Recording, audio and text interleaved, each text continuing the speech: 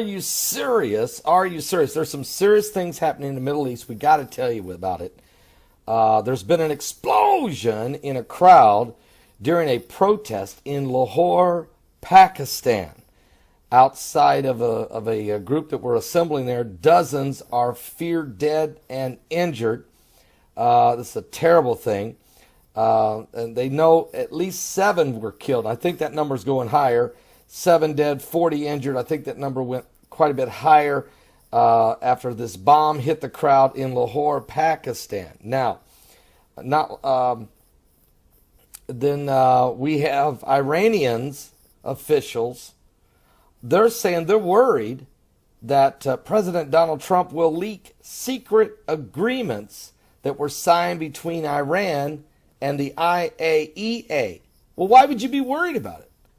Because, folks, if you find out, you'll find out the devil is in the detail between the Iranians and the International Atomic Energy Association, the IAEA. And wait till you read the bottom line of the 6 superpower Iranian nuke deal, the secret deals that are hidden in that John F. Kerry doesn't want you to know about. Trump is digging this stuff out, and the media knows he will, and the left knows he will. And so now you got the Senator Al Franken saying that he is concerned about President Trump's mental capacity. He's concerned about his mental state of mind. Well, I can tell you, all you got to do is listen for 5 minutes to the senator from Minnesota, Al Franken, and you'll know there's a problem in his current state of mind. It don't take long. I mean, it don't take long at all. Just listen. Just listen to some of the foolishness that's coming out of that bunch. Anyway, that's another story. Also, in Bahrain, police are saying that an infantry mobility vehicle struck by multiple petroleum cocktails results in 1 officer being injured. That's going on in Bahrain. And then there's been a loud explosion that just was heard again in Pakistan not long ago after the explosion that they had in Lahore, Pakistan. So now there's been 2 bombings there. And meanwhile, ISIS leadership is targeted in an airstrike in Baghdad. And we're waiting to find out more about that. Actually, al-Baghdadi may have been in that strike, but we've heard this so many times, so who knows? But there was an airstrike. Also, folks, we got an announcement now coming out of Syria that they're going to restart the peace talks. They're going to be resumed in Geneva, Switzerland on February 23rd by the United Nations, trying to put together some kind of peace arrangement with Syria. And also, Canada's Prime Minister Justin Trudeau, of course, met with President Donald Trump in the White House today. They had a very good meeting. The 2 of them held a joint press conference. I actually watched the press conference. I have to say that the Prime Minister Justin Trudeau, extremely polite, extremely articulate, and extremely professional, reiterating the relationship, the friendship, the brotherhood, if you will, between Canada and the United States. That went real well, and I'm really thankful that he said that. But he did say Canada would continue to welcome refugees to Canada, while Trump said we need to tighten up the borders and do extreme vetting. So, but Trump did go on to say that he's more concerned about the southern border than he is the northern border, but the northern border also needs a little bit of tightening. Okay, so they'll talk about it later, they said, but they're going to work very close together. Their economies are working great together, and they're going to keep doing it. Now, U.S. President Donald Trump also defended in that press conference his current immigration stance with the 7 nations that he's fighting in court over. And he just says, look, it's just common sense to tighten up the border. And guys, also, I just found out not long ago that Turkey's President Erdogan has just arrived in Saudi Arabia, and he's going to be having some conversations with the Saudi Arabians. He's trying to make a little tour around the Gulf states, trying to, again, a lot of positioning going on there in the Middle East. There's a lot of tension. With Trump's arrival, everything is shifting, and everybody's repositioning. And so we'll continue to keep an eye on it. And of course, now Michael Flynn, the National Security Advisor, in hot water. He said he never talked to the Russians in December on the day that Obama was expelling the 35 Russian diplomats and seizing some of the Russian assets. Said he never met with them. He told Vice President Mike Pence, I never met with him.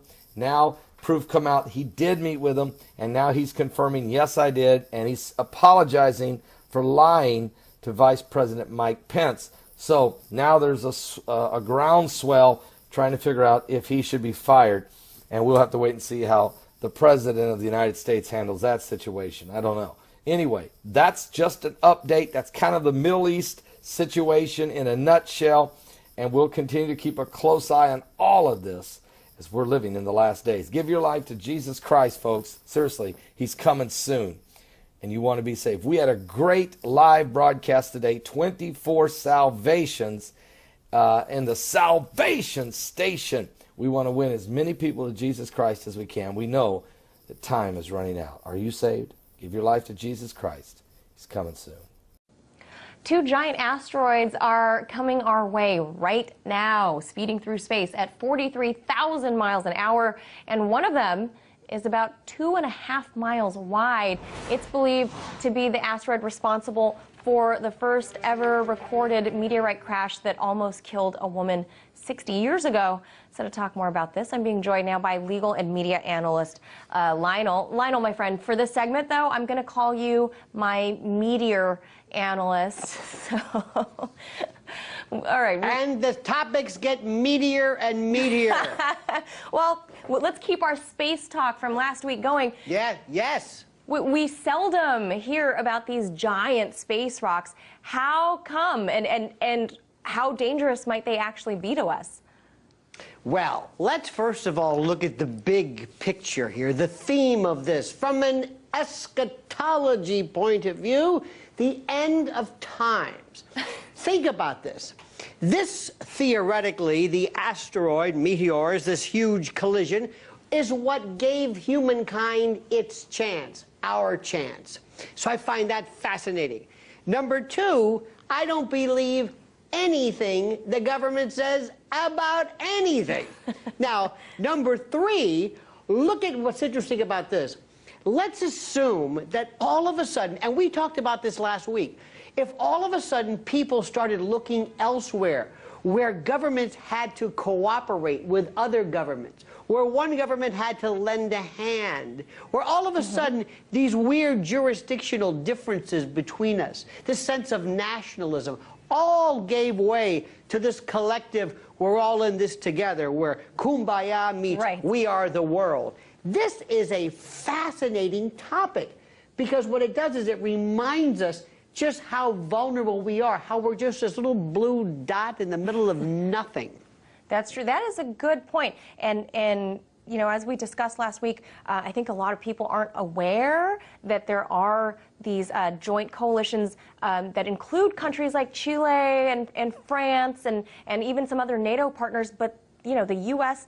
is strangely left out. So I get why you may not believe anything that our government is telling us, especially when it comes from, you know, regarding space stuff. And what's also, I'm sorry. Yeah, go ahead. Also interesting, no, what's also interesting, too, is that, you know, we love to talk about space, but from a very infantile, a juvenescent point of view. I mean, here we are, you know, Star Wars, and that's terrific. But when it comes to really understanding how this thing works, I mean, just think about this. Something that is 2 miles wide, colliding at enormous speeds. And when you also consider this part, who is responsible for this? Think about the legal implications. Who has jurisdiction? How do you make a claim? I mean, I'm sure somewhere in your insurance policy, you know, we always have acts of nature, force majeure, acts of providence. I mean, these are, the implications of this are so fascinating. But what's interesting is that the first thing the mainstream media says is, don't worry about it. There's no chance it's going to hit us. Well, that's good news. But just think about this. When it comes to our ability to understand our position in the world, especially when it comes to space, it's hard to believe that we know less than we do this particular topic, because we have no idea of how this thing fits in. And let me also go back to the idea, especially every now and then we'll talk about evolution and creationism. Let me just remind folks, this is how humankind came about. And many people have suggested that, believe it or not, I'm really going to blow a lot of people's minds, that maybe our genesis came from microbial data, if you will, on these asteroids that hit us, you know, millions of years ago. Billions of years ago. Not to forget, though, not to forget, this is what took out the dinosaurs. So, but you know, according to NASA, the chances of being killed by some sort of meteorite or other things falling from space is actually about 1 in 250,000. Now, that's actually better than any state lottery. I don't care where you're at. But Yes. they also say that we can expect to see more asteroids passing Earth as in the coming years. They're just going to kind of scoot right by us. But should we actually be worried, though? How do you plan for this? We don't get worried about stuff. We don't care about diet, health, politics, war. We don't care about cancer. Nothing bothers us. Nothing frightens us. Nothing. We will trivialize it. We will laugh about it. But what's also interesting is that one of these days, you know, there's part of me that thinks, Manila, that the governments are kind of acclimating us towards some big news. And as we said last week, one of these days, mark my words, and I hope to be on with you, when that contact is made, when you go to some anchor who looks ashen and pallid and says, ladies and gentlemen, we're not going to believe this, but we have made contact. And it's not an asteroid, it's not a meteor, it's even bigger. I hope you and I are definitely together. Oh. If and when that comes, you and me, Lionel, thank you so much for that. Thank you. That was legal and media analyst Lionel.